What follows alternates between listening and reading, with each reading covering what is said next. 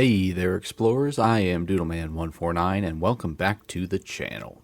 If you're a Starfield fan, you've probably been feeling the same mix of hope and frustration that I have lately. Today, I'm diving into a topic that's been simmering in the community for a while. Why Starfield Creations, those shiny paid mods Bethesda has been pushing, are no substitute for real, substantial new content from the developers themselves. More than that, we need to call out Bethesda for their painfully light release schedule. Almost 2 years after Starfield's launch, and we've got just one DLC to show for it. One. Well, that's not the Bethesda we know and love, and it's time to talk about why it isn't cutting it. So buckle up, Spacefarers, because we're going on a journey through Bethesda's missteps, the limits of creations, and what Starfield could have been.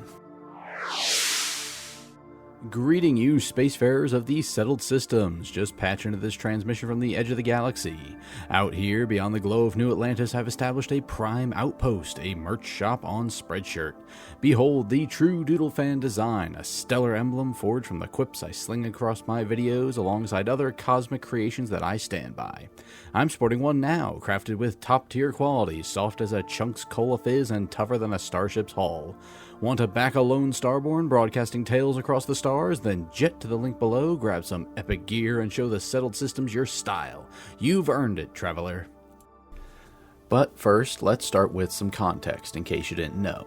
Starfield launched in September of 2023 to massive hype.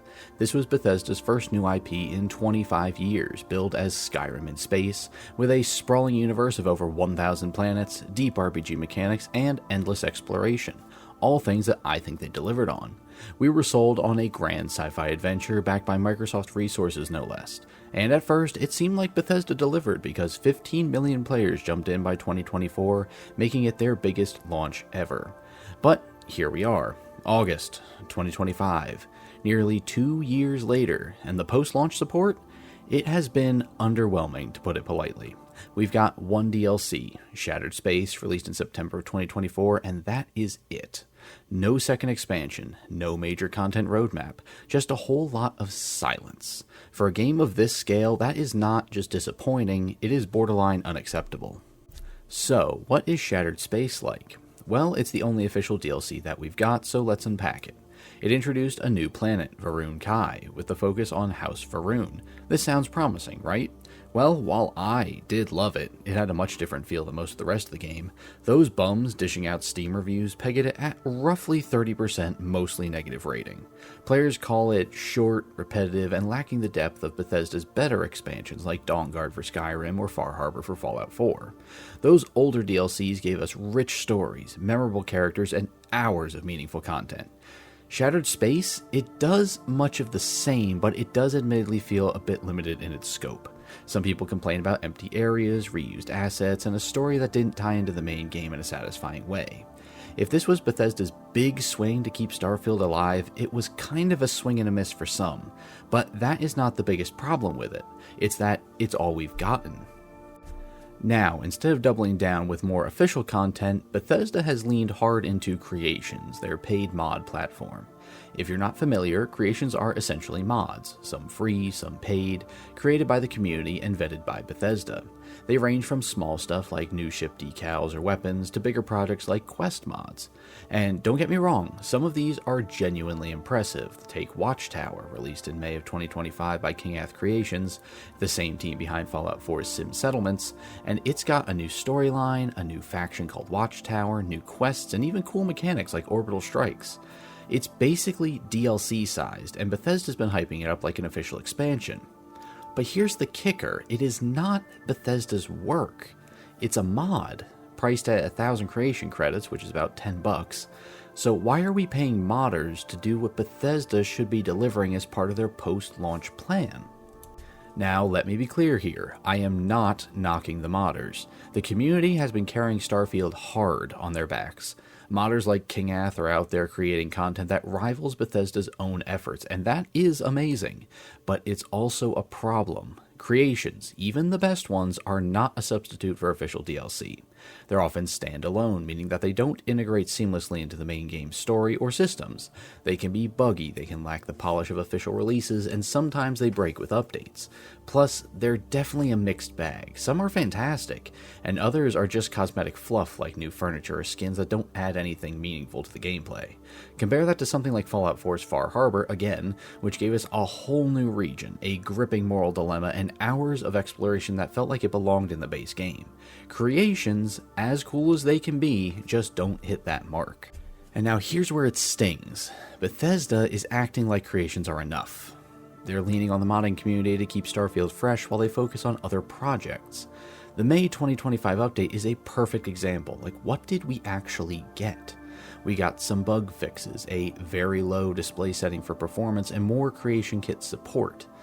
That's it. No new quests, no new planets, no new story beats, just more tools for the modders to pick up the slack. It's like Bethesda saying, hey modders, you figure it out. And while the modding community has always been a huge part of Bethesda's games, this feels different. It feels like they're outsourcing their responsibility to deliver on Starfield's potential. We didn't buy a $70 game, or $100 if you got the premium edition, to be told, go buy some mods.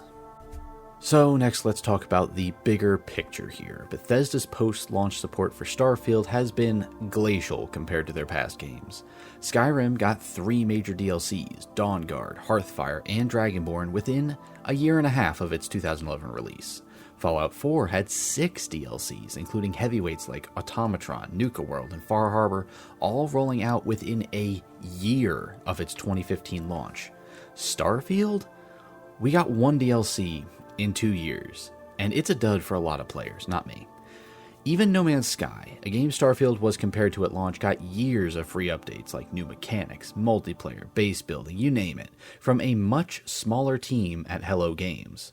Bethesda's got Microsoft's deep pockets and a massive team, so what is the holdup? Why are we still waiting for a second DLC that was teased by Todd Howard back in June of 2024, possibly called Starborn, but then not be given a release date or a trailer or anything? And the community is not staying quiet about this. If you hop on Reddit or Twitter, you'll see the frustration loud and clear. One Reddit user summed it up pretty perfectly, that the game looks so dead now that it's just sad. Another one said Bethesda makes it pretty hard to defend this game, and posts on Twitter echo the same vibe, with fans begging for news and getting nothing but radio silence. The Xbox Game Showcase in June of 2025 was kind of a gut punch. There was no Starfield content, not even a mention. There's just Oblivion Remastered and a teaser for Elder Scrolls 6. It's like Bethesda's already moved on from Starfield, leaving us fans in the lurch. And it's not just fans feeling abandoned, even modders are starting to jump ship. Some big names in the modding community who carried Skyrim and Fallout 4 for years have said that Starfield's creation kit is just harder to work with, and the game itself just doesn't grab them the same way. When you're losing the modders, you know you're doing something wrong. So some of you may be asking, why does this even matter? Well, it's because Starfield has so much potential. The idea of a massive sci-fi RPG with Bethesda's signature touch was a dream come true for a lot of us, but the base game already had some issues like repetitive points of interest, some shallow exploration at launch, and a story that didn't really land for everyone.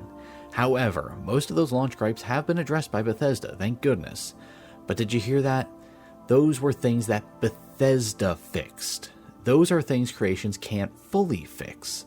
Mods can add new quests or weapons, but they can't overhaul the core systems or make the universe feel alive the way a developer-led expansion could.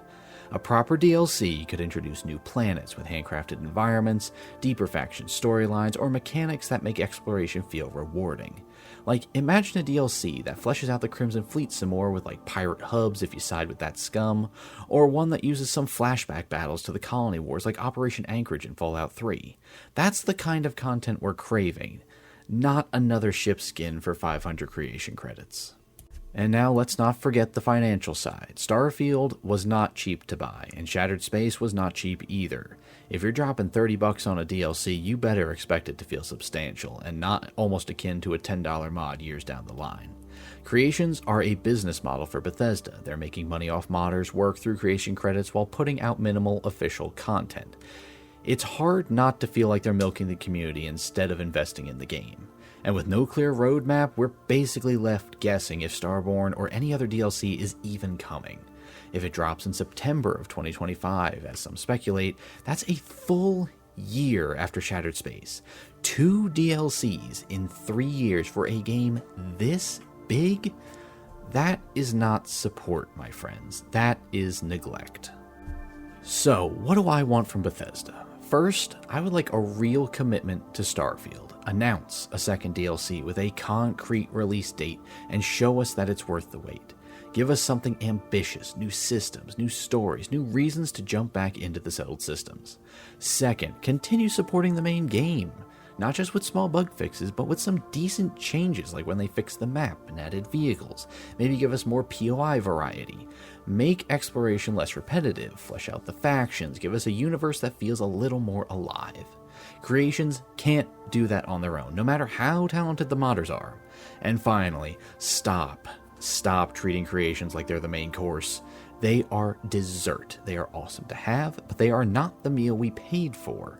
Bethesda's got the talent and the resources to make Starfield the sci-fi epic we were promised. They just need to actually do it. Now I know some of you might be thinking, but Creations are great, they add so much to the game. And you're not wrong. You are not wrong. Mods have always been a huge part of Bethesda's ecosystem. But there's a difference between modders enhancing a game and modders being expected to save it. Creations are a bonus, they are not a replacement for Bethesda's responsibility to deliver. If you're loving Watchtower or other creations, that is awesome. Drop your favorites in the comments, I would love to hear about them. But for me, and a lot of the community, especially in the Starborn Collective, it's not enough. We want Bethesda to step up. And so what do you think, dear viewer? Are you satisfied with Creations keeping Starfield alive, or are you as frustrated as I am with the lack of official content? Are you still holding out hope for a second DLC, or has Bethesda just completely lost your trust? Let's get this conversation going in the comments, because I want to hear all your thoughts, whether or not you agree. If you're still exploring the stars like I and the Starborn Collective are, then hit that like button, subscribe for more Starfield takes, and ring the bell so you never miss my next great video. Also, be sure to join Zanetor, my loyal Patreon patron, and show some love for your favorite small YouTuber. Thanks for watching, Spacefarers, stay critical, and I'll see you again, sometime, somewhere, amongst the stars.